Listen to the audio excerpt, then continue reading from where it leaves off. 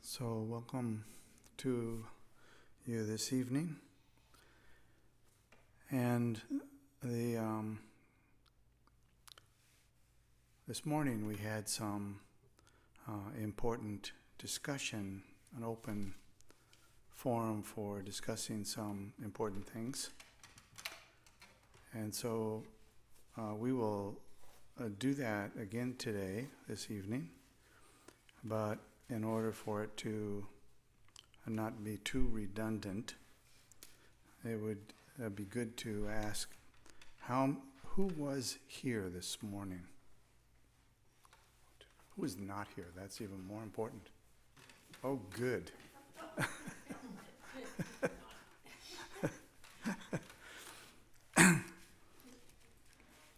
This is one of those rare evenings when it was good that you weren't here.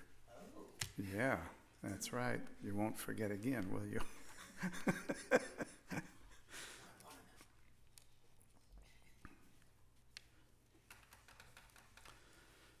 First, we will engage in the practice of Shine as normal for the evening.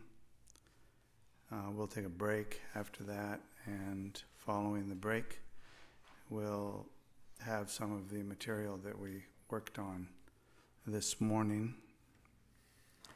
I think you'll find it interesting.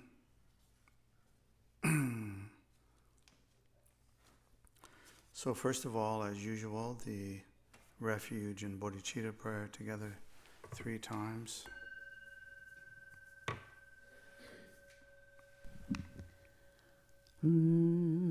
Until the summit of enlightenment is reached, I and all beings go for refuge to the sources of true refuge. I will now practice the absorption of calm abiding in order to release all beings from their particular suffering and establish them in lasting peace and happiness. Until the summit of enlightenment is reached, I and all beings go for refuge to the sources of true refuge. I will now practice the absorption of calm abiding in order to release all beings from their particular suffering and establish them in lasting peace and happiness. Until the summit of enlightenment is reached, I and all beings go for refuge to the sources of true refuge.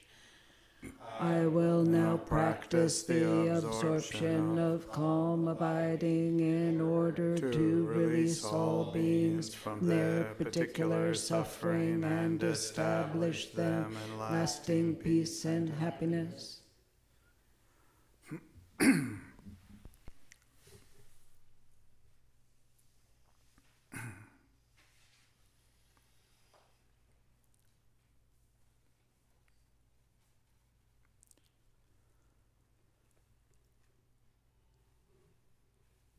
of the subjects we talked about this morning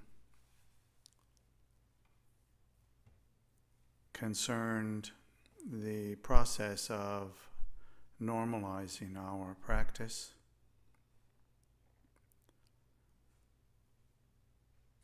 And while, in one sense, whenever we sit down to meditate, and especially when we generate the wish to benefit all sentient beings, it's a very special situation.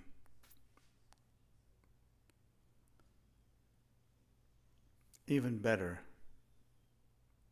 would be that we are so consistently concerned about developing our intention to benefit all sentient beings that it occurs more or less continuously. So we might call that normalizing the intention to benefit all sentient beings. It's still special, but only in the sense that so is the ability to breathe.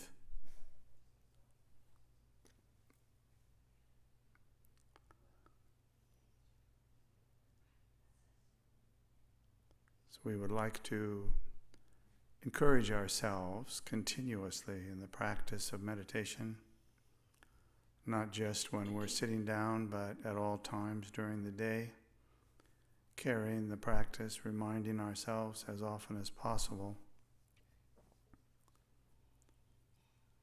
that our intention to develop awareness, kindness, equanimity with all sentient beings, and a sharing of special joy in the accomplishment of excellent activities and speech.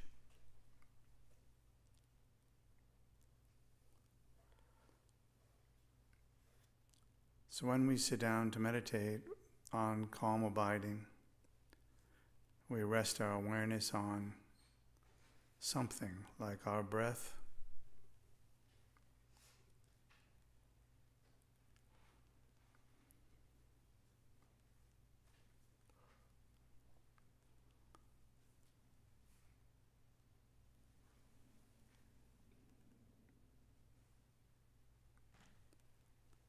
during the practice, it's helpful to return again and again to the experience of breathing while following the breath.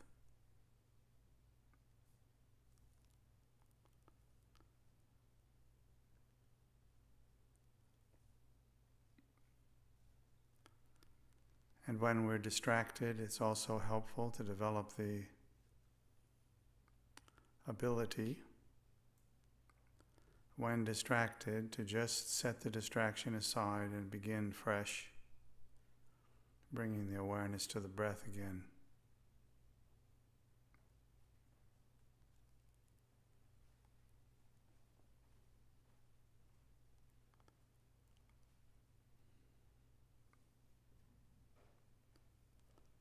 So to the best of our ability, we'll follow this practice for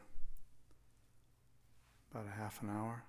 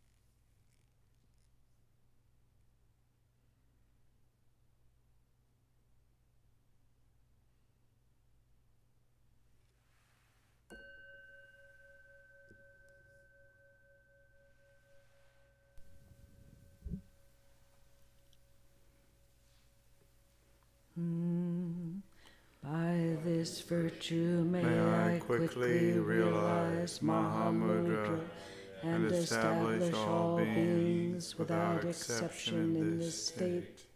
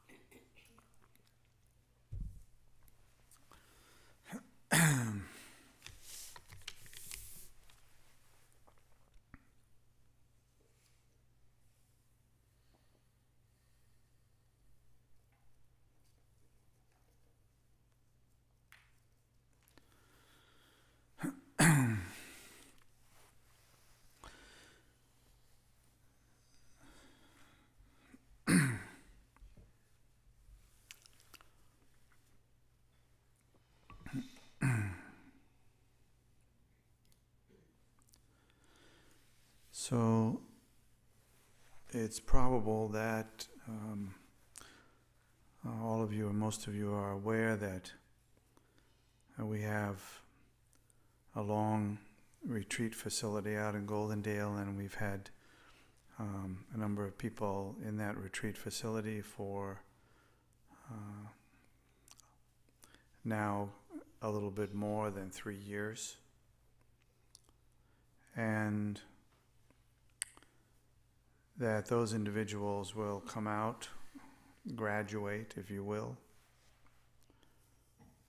and their participation in our Sangha here, our group, will have an impact on our culture and how we talk about the Dharma, and a number of things, all of which should be a cause for some joy and sense of accomplishment. But in order to increase the odds that things go reasonably well,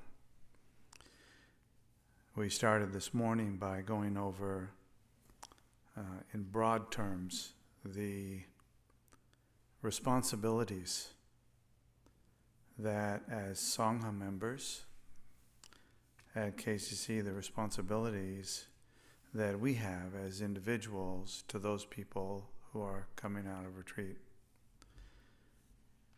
And on the other side of that, also the responsibilities that the retreatants have coming out of retreat. Understanding those two categories is helpful to think about and imagine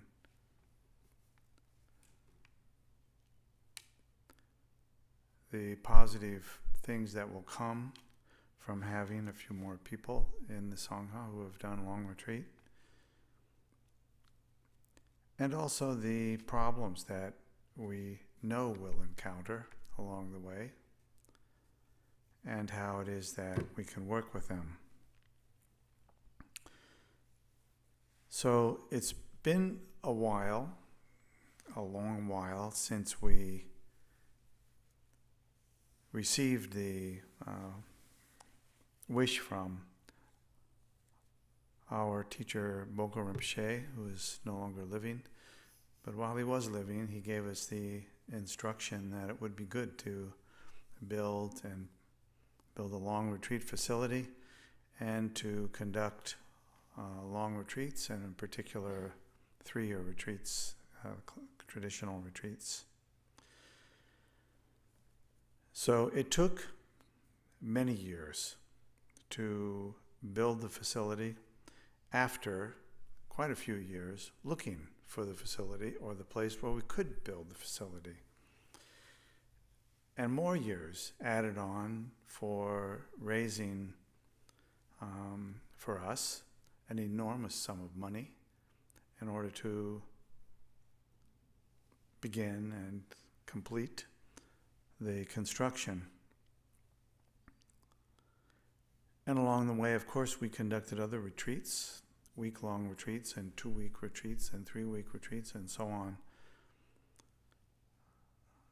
And always we knew that at some point we would do this long retreat. So this long retreat has been operating now for 3 years, and it's just about to come to an end on June 16th, a Saturday.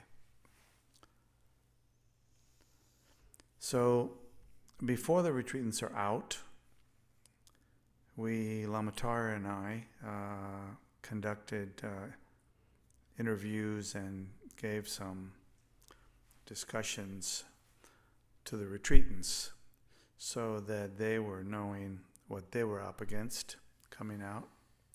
I think they actually know what they're up against, but it's good to be reminded. And also now we need to talk to ourselves about that, because there's a natural responsibility that we have towards the retreatants also. So we wanted to talk about these things a little bit this evening. And it's not meant to be a final discussion. I think that a healthy community demands that the discussion be brought up on a kind of regular basis, given circumstances that are likely to occur.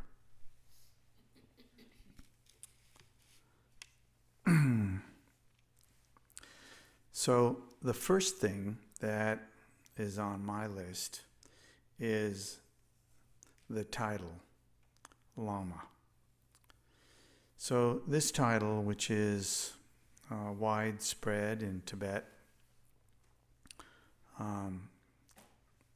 it generally refers to somebody. It has a literal meaning, which I'm going to skip in the moment, but it's generally used to refer to someone who is authorized to teach the Dharma and who has sufficient background in teaching that they're qualified to do it, as well as just being authorized.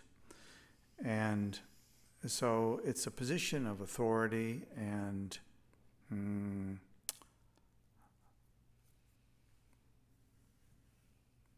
it's an important position. Centers that do not have someone who is Lama are often out looking for one to get one. And so just touching on the meaning of this is fairly important. Kalu Rinpoche, who is really the foundation of our center today, even, who died in 1989, if I recall correctly. And he said at that time, literally a couple of months before he died, that each person who does a 3-year retreat and comes out, finishes it, automatically has the title Lama. But then he added a caveat to that, which was, but we will not know who the real Lamas are for some time. In other words, kind of like when you're in college and you have certain things that you need to complete in order to graduate. Here we have the situation where you complete the 3-year retreat and you graduate automatically, whether you did particularly well or not. And the assumption is that the people in the Dharma centers and in the monasteries and other places, the people who know that person who came out of the retreat, they will gradually, in their own minds, discover whether or not this person is worthy of that title, worthy of being treated as a teacher, and so on. So the sense that Lama Tara and I had was that we would invoke what many of the Dharma centers have following a 3-year retreat, which is that we will not use the title Lama in a kind of official way. In other words, we will not assign that title to someone, while at the same time understanding that the title is sort of inherently there, having completed the retreat. But in time, we will all discover whether or not we wish to refer to that person in that way. And that might take years to happen.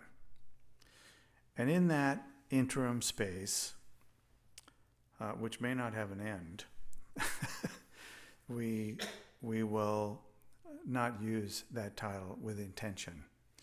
And generally speaking, the title Lama normally comes by virtue of graduating from a long retreat or completing a long period of study and practice. And perhaps most importantly for us is that it often comes about by virtue of just organically people begin to refer to that person in that way. So many of us are familiar with the title Rinpoche, which is a sort of a more exalted title above Lama, and oftentimes that title is naturally, kind of organically appended to their name by virtue of people feeling that way about them and beginning to just refer to them in that way. In other words, it's not necessarily bestowed by somebody. That can happen, but it can also be that it is bestowed by virtue of its becoming a common usage of the title for someone. So we intentionally will not use that. The retreatants are all clear that we're not going to use that title, and frankly, they're happy about it, because with any title goes responsibility. And if you've sat for 3 years in a long retreat, one of the things you're likely to not feel ready to do is handle another responsibility. So it actually is helpful for the retreatants to be relieved of that kind of responsibility, which doesn't mean that they can act just any way they want to act, but rather that we're just kind of putting the pieces together one by one, not all at once.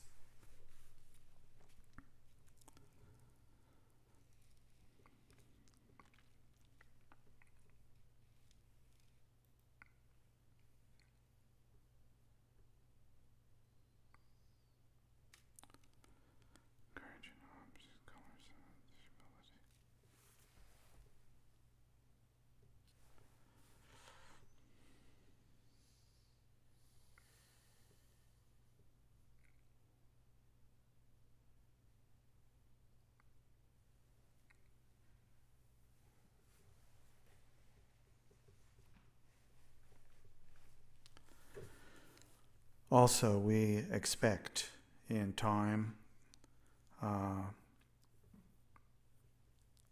6 months, a year, or longer, that we will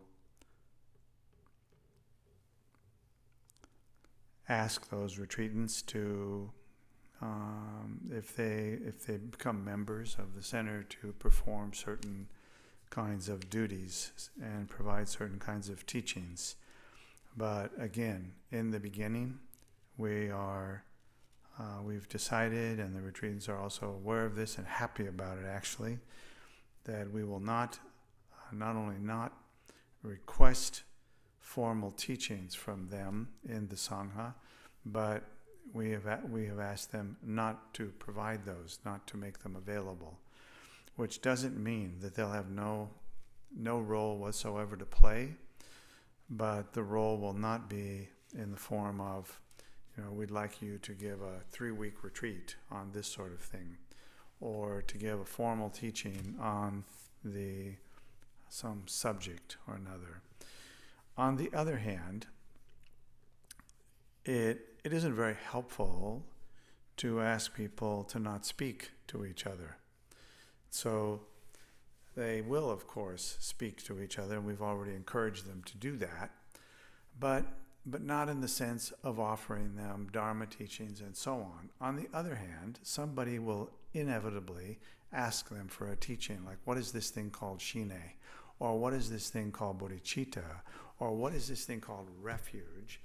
And that is the place where we think that we can start at that point, where they, of course, can provide that kind of teaching in a kind of informal setting. And we'll work with that for the duration until it feels like then we'll move it forward another step.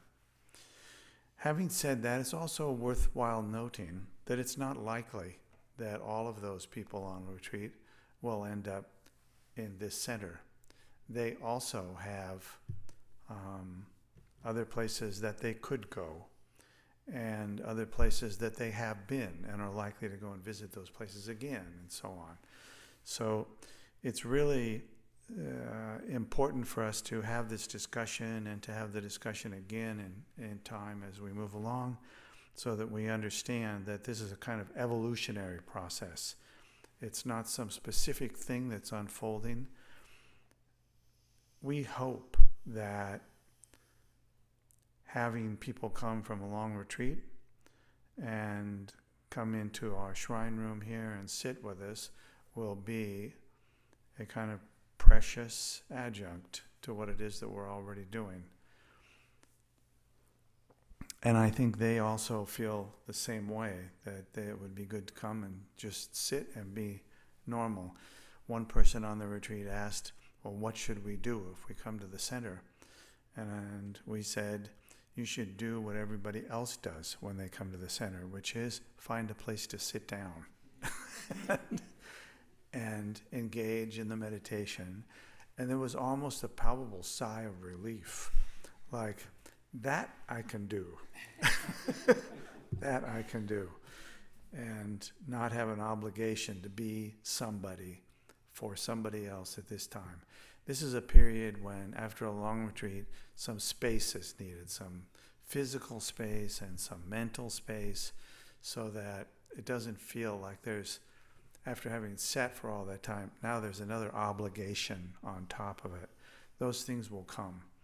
So the things that we kind of already have in place is that we know that it's a good sign if the retreatants exhibit a sense of humility, a sense of kindness, caring for people. So if somebody asks a question, they wouldn't just write them off and ignore it, but have some skillful means of directing them in some other direction or giving them an answer that is satisfying in that moment.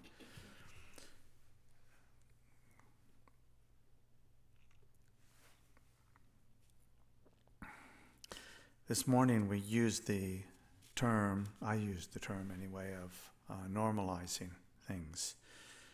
It's kind of like this evening we come together, we sit down, and we meditate together. So in one way, we can each think that it is actually a very precious opportunity every time we come sit down and meditate. But in another way, it's not special. So it's good to think it's special. It's also good to think it's ordinary. That is to say, we breathe and it's ordinary, and we think it's special also when we can't breathe. So we have the opportunity to practice together. We will do that. We have the opportunity to have open discussions, to receive teachings in so many ways, and we'll continue with all of that. And some of the retreatants coming out of retreat will hopefully show up and take a seat. No special seats will be offered to the new retreatants. Again, we would like them to just come in and be like everybody else. Sit down and practice. Likewise, there's a fairly big ceremony that will happen on the 16th of June. If you're not familiar with it, you should find out about it. And if you can, plan to go out to Goldendale for the opening of the retreat.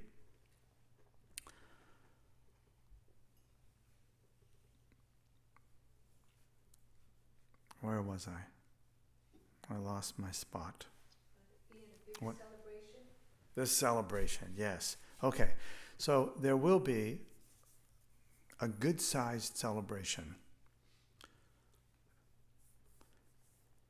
Perhaps a couple of hundred people, even more. And the ceremony will start in the morning. The exact time is still being disputed, depending upon who wants to sleep longer or can't drive that far soon enough. But generally, the ceremony starts by some ceremony that happens inside the cloister. That is, most of us wouldn't be there, but that will happen. And when that finishes, there will be 2 gates that open, and they will come out and circumambulate the entire cloister compound where they've been. And when they come back from that, they will go back into their rooms shortly after that. And then we will have an opportunity to visit them in their rooms, especially people who are friends and family and so on.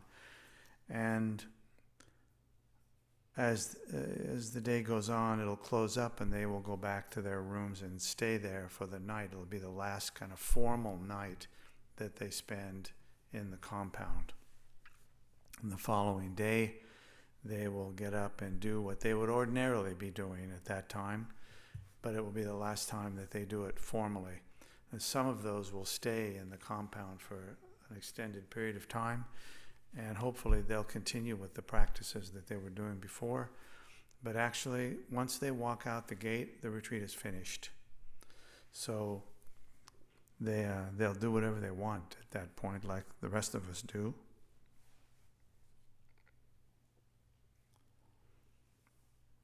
Support for the rest.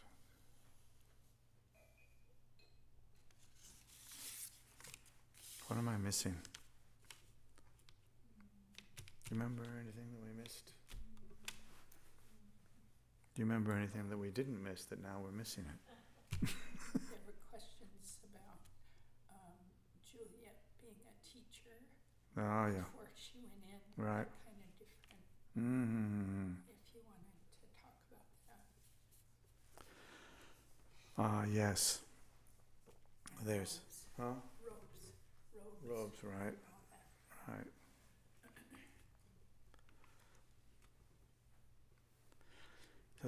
It could be that any given individual on the retreat leaves with vows of ordination.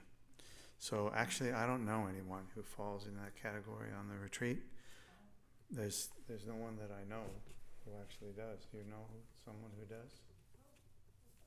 We don't know what kind of vows Juliet took. Was it temporary? I'm not exactly sure what she took either, but they were circumstantial. They had a certain, like if she kept the vows that she took, then she could keep them, and if not, they were automatically expired at the end of the retreat. Maybe a rough jump. Yeah, so I don't know what her intention is there, and probably won't know until it's over. So maybe that's not an important thing to visit.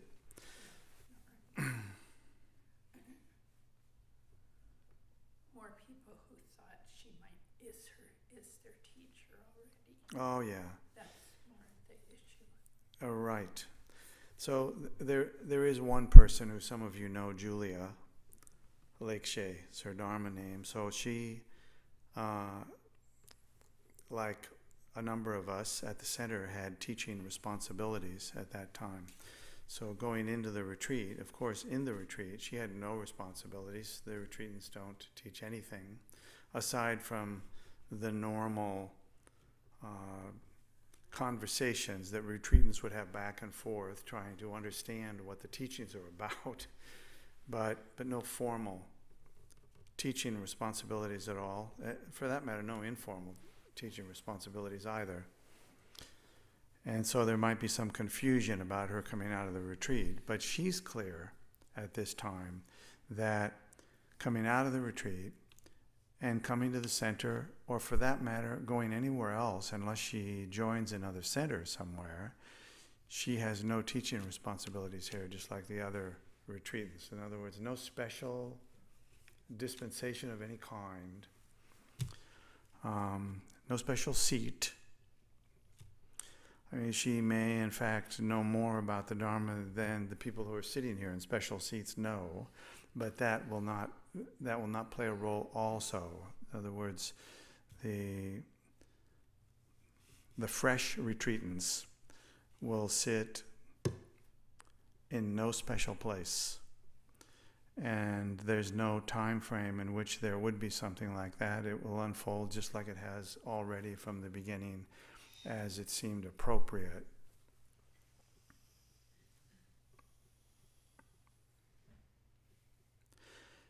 It's not only good for the retreatants to know these things, it's also good for us to know.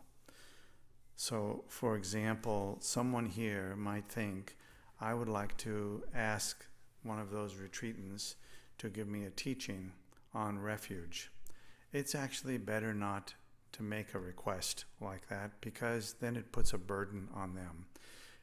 Coming out of the retreat, one of the things that the old Kala Rinpoche, who we admired so much, said, it's like when you finish the retreat, if someone asks you for the Dharma, you must give it.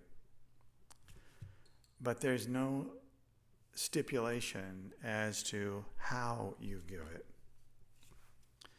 So if someone asks a retreatant, what is the meaning of refuge? Like, honestly, maybe they don't know.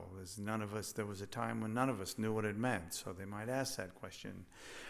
So she then has a little bit of a challenge, like, what am I obligated to do here? Should I pass this on to someone else? Or is this at the level of something that I should say something? But then you have to be really careful, because if you say something, a relationship is forming. And that's exactly what we want to slow down. You can't stop it. We wouldn't want to stop it, but we don't want it to be something that moves too quickly, because we're asking no formal teaching for about a year, so that there's plenty of time for everything to settle. We all get to know each other, and it's not focus on Julia, because there's others. And so far, I haven't heard anything but relief from them. So all of that could change. And I know that when people came out of the one-year retreat, we had a 6-month injunction against providing teachings. And within 2 or 3 months, members of the Sangha were beginning to beg, please let this person teach and all. It was really quite difficult to hold that back. But I think in the end, most all of us felt like that was a good thing to do. A break from the retreat without responsibility, other than just not being arrogant, not passing confusion around, all of the normal things that we wouldn't want to be elaborated upon.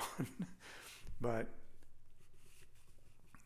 I think Lama Tara agrees, the retreatants agree, a year without formal responsibility is really a helpful break from the 3-year retreat.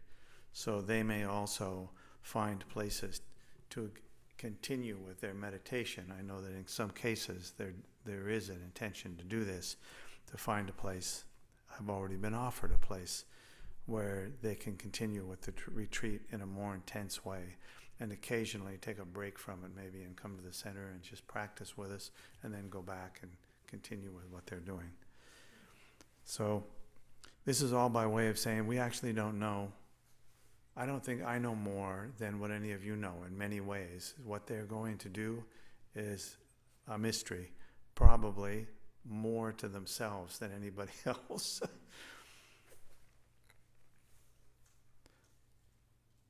What are we missing? Anything?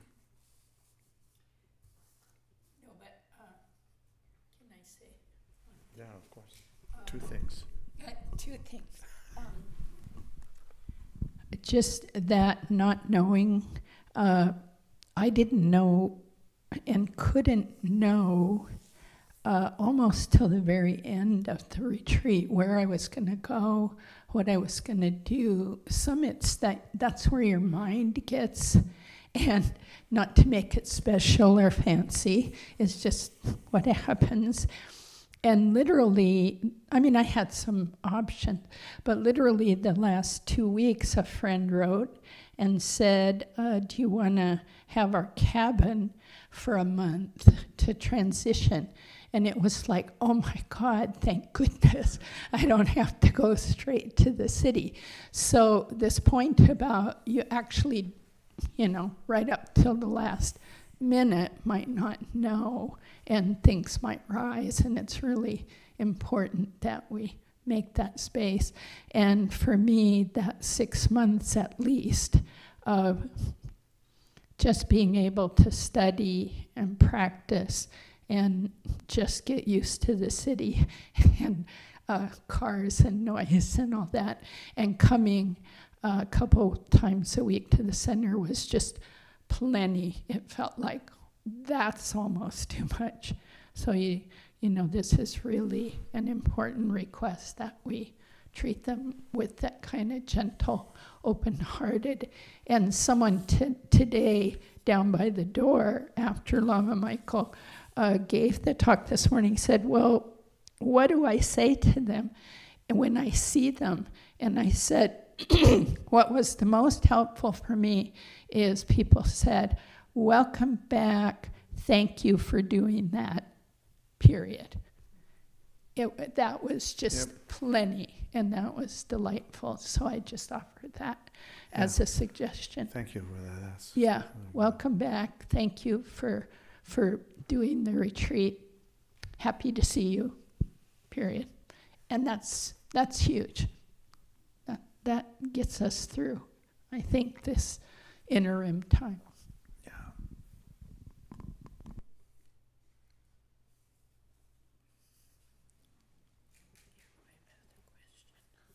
Tara, yeah. Oh, we need you have to wait for the microphone. I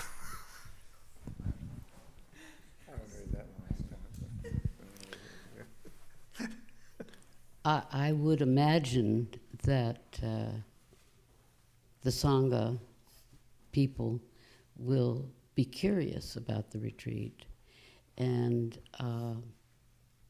I'm wondering, is it okay to ask them about their experience there, or is that totally inappropriate?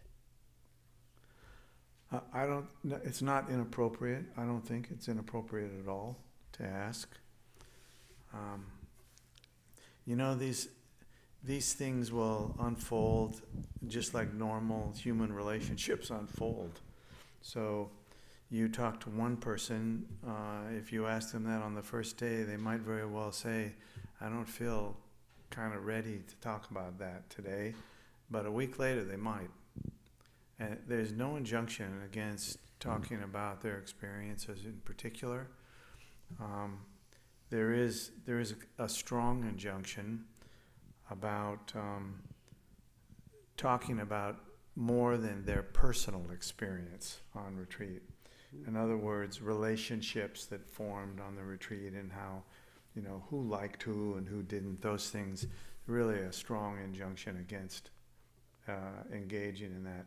And the retreatants should actually understand that. They do conceptually understand it, but I would say if you press too hard on that kind of thing, you may end up getting a string of gossip.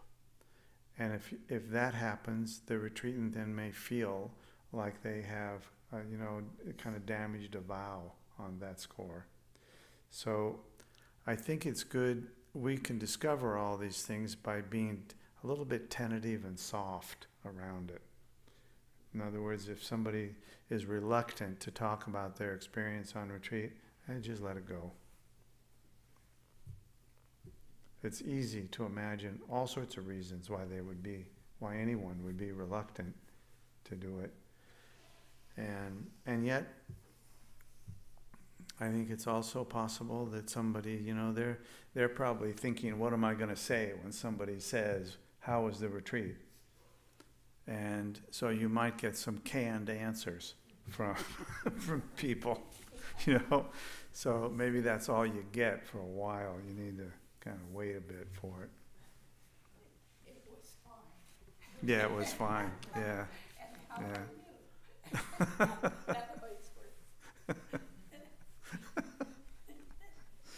Yeah.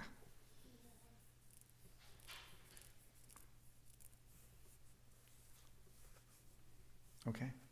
Mm-hmm. Yeah.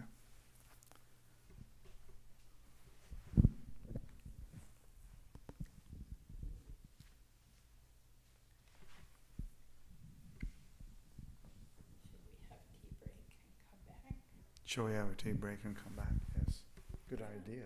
Let's do that.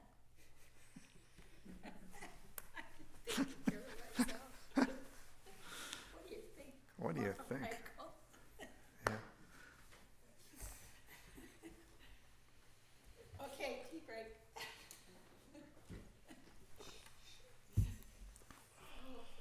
Refreshments? Yes.